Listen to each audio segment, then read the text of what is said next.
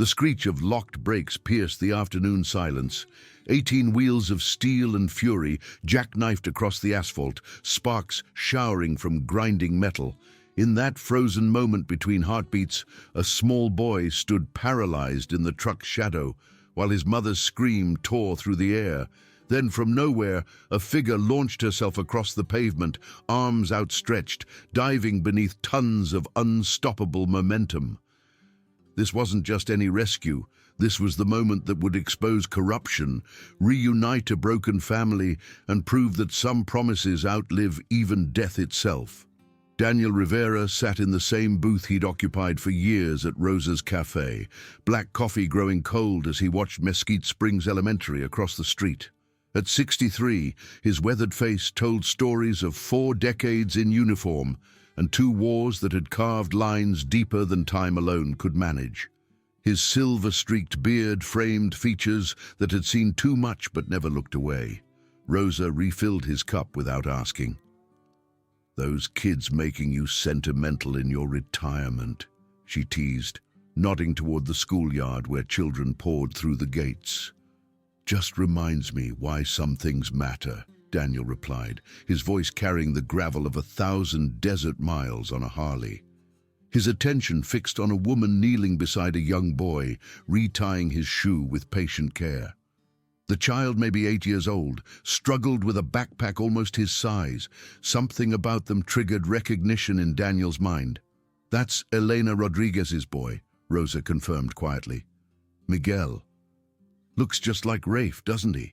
Rafael Rodriguez." The name hit like a physical blow even after 6 years. A brother, a friend, a Marine who'd saved Daniel's life in the Iraqi desert and died a hero on this very highway, pulling 3 children from a burning vehicle before flames consumed him. "Does she still avoid the club?" Daniel asked carefully. Rosa nodded.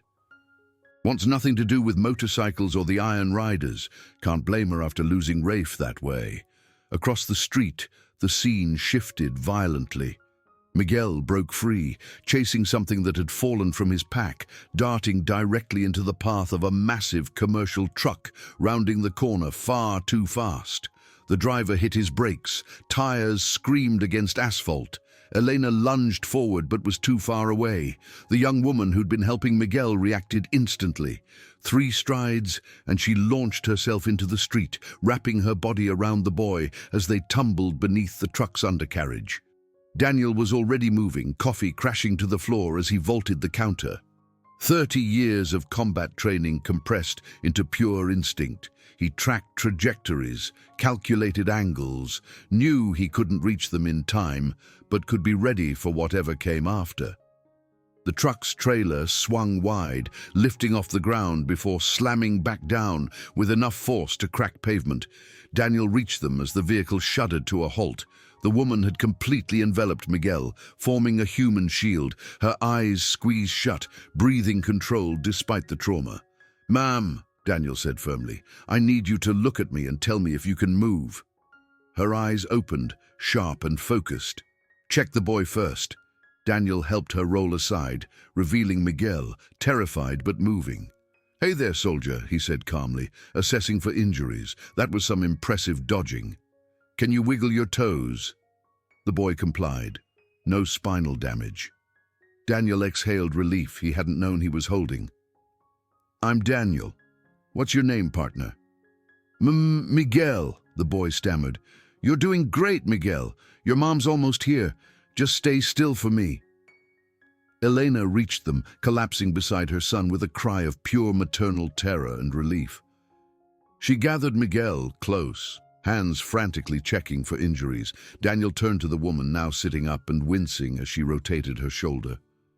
Road rash marked her forearm, but otherwise she appeared remarkably intact. "That was either the bravest or craziest thing I've ever seen," he told her. "You military?" She shook her head, smiling despite the pain. "No, but my father was. Navy medic. I'm a trauma nurse at County General. Julia Bennett. Daniel Rivera. Your father taught you well." A crowd gathered, phones raised. Daniel scowled at the digital vultures. "Back up," he commanded, his voice carrying absolute authority. "Give them space." The crowd obeyed, stepping back as Daniel assessed the truck driver, a middle-aged man stumbling from his cab, face drained of color. "You hurt?" Daniel asked. "No, sir. The kid just appeared. I couldn't stop in time." Daniel checked the vehicle for fuel leaks or fire hazards, finding none. He directed bystanders to manage traffic until police arrived, then created a protective buffer around Elena, Miguel, and Julia as sirens wailed in the distance. Captain Benjamin Walsh emerged from the first patrol car, his experienced eyes sweeping the scene before settling on Daniel with a complicated expression of respect and wariness. "Rivera," he acknowledged. "Should have known you'd be involved. Just happened to be across the street," Daniel replied evenly. Walsh's expression softened as he approached Elena. "Mrs. Rodriguez, is Miguel injured?" "This woman saved him," Elena said, gesturing to Julia. She pulled him clear of the truck. Walsh's eyebrows rose with respect as he regarded Julia. "That true, ma'am. I just reacted. The truck couldn't stop." As paramedics arrived to assess Miguel and Julia, 2 more Iron Riders appeared. Pete Williams, their medic, and Tom Martinez, both Vietnam veterans who moved with quiet confidence despite their age. "Saw the video," Pete said to Daniel. "That's Rafe's boy, isn't it?" Daniel nodded grimly, knowing word would spread fast through the Iron Riders network. More patrol cars arrived, and with them, Daniel noticed 2 men in expensive suits. One he recognized from news coverage as Garrett Reed, the county prosecutor with political ambitions. The scene grew increasingly official and tense. Walsh took statements while Reed observed with calculating interest. Daniel overheard enough to understand Reed was pushing for child endangerment charges against Elena, supposedly part of his tough-on-crime platform. What Daniel didn't know yet was that Reed had substantial financial interest in a development project that required Eleanor's apartment building, owned by an elderly landlady who refused to sell. The accident was an opportunity Reed intended to exploit. As the paramedics recommended hospital evaluation for Miguel and Julia, Daniel's phone buzzed. A text from their intelligence specialist: "Found something on Reed. Big something. Need to talk as soon as possible." Daniel made a decision. He called Victor Stone, a former military lawyer now in private practice. "Vic, it's Daniel. I need you to represent Elena Rodriguez and her son, Rafe's family." After explaining the situation, Vic agreed immediately. "Tell them not to say anything until I arrive." When Daniel informed Elena that legal representation was coming, her expression shifted from wariness to reluctant gratitude. She recognized him now, could see the club connection she'd tried to escape for 6 years. "Why are you doing this?" she asked quietly. "Because Rafe was my brother," Daniel answered simply, "and we made him a promise." More Iron Riders arrived as the situation developed. By evening, the full picture emerged. Reed was not just a prosecutor, but a major investor in Desert Vista development through shell companies. He'd been pressuring the landlady, Martha Collins, to sell her building where Elena lived. Code violations appeared mysteriously. Inspections happened at suspicious times. The pressure was systematic and deliberate. Reed saw Miguel's accident as perfect leverage. If Elena faced charges, even unfounded ones, Child Protective Services could intervene. Elena might lose custody temporarily, would certainly need to move. Martha would lose a sympathetic tenant who strengthened her case for keeping the building. When Daniel learned this from documents provided by Captain Walsh in a private meeting at an overlook outside town, he understood the depth of the corruption they faced. Walsh, risking his pension and career, had chosen conscience over convenience.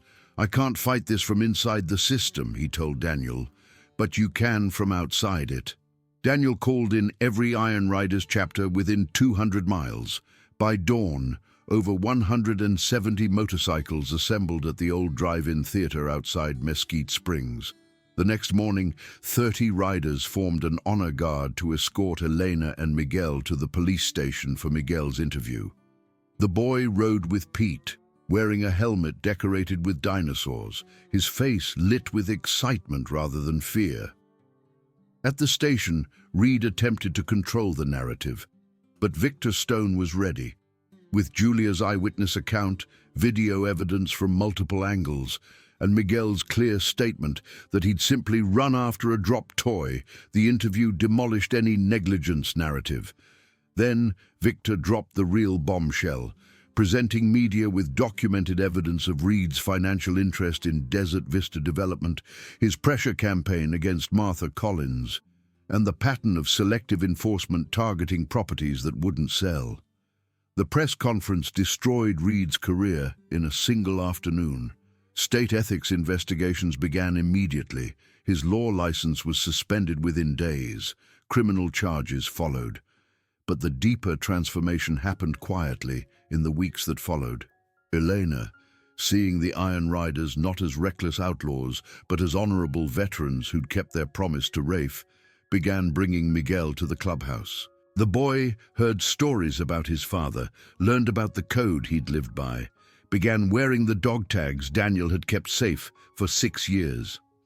Julia Bennett, daughter of a decorated Navy medic, found herself drawn to Daniel and the community he represented. Her heroic dive to save Miguel had been instinct born from her father's legacy, and she recognized kindred spirits in these aging warriors. Captain Walsh retired early, choosing integrity over a compromised pension, and became an unexpected ally in ensuring Reed faced full justice. Martha Collins, the landlady who'd held out against development pressure, testified before the State Ethics Committee, her straightforward honesty devastating to Reed's defense. 3 months later, at the Iron Riders' annual summer gathering, Daniel watched Miguel race across the lawn, wearing a miniature vest with Rodriguez embroidered on the back, Rafe's dog tags gleaming against his chest. Elena stood beside Daniel, watching her son with peace she hadn't felt in years. "I thought I was protecting him by keeping him away," she said. "But I was keeping him from knowing his father." "You were doing what you thought was right," Daniel assured her. "Rafe would have understood." The transformation was complete when Miguel asked Pete to teach him motorcycle maintenance, saying his dad would have wanted him to know. As the sun set over the clubhouse grounds, Daniel called everyone together. The Iron Riders, Elena and Miguel, Julia, Martha and Walsh, an unlikely family forged in crisis. 6 years ago, Daniel began, we made a promise to our brother Rafael Rodriguez. We promised to look after his family if they ever needed us. Tonight, that promise is kept, but the story's just beginning. Miguel stepped forward, small but confident, and spoke words Daniel had helped him prepare. "I didn't know my dad, but now I know what he stood for. Thank you for helping me understand him." As applause broke out, riders approached Miguel, each placing a hand on his shoulder in acceptance, protection, family. Julia's hand slipped into Daniel's as they watched. Together they knew that challenges would come, but they'd face them united. The promise was kept, the legacy continued. And under the desert stars, with engines silent and hearts full, honor had prevailed against corruption, loyalty against greed, truth against power. The road stretched endlessly ahead, waiting to be traveled with courage, conviction, and the unbreakable bonds of true brotherhood.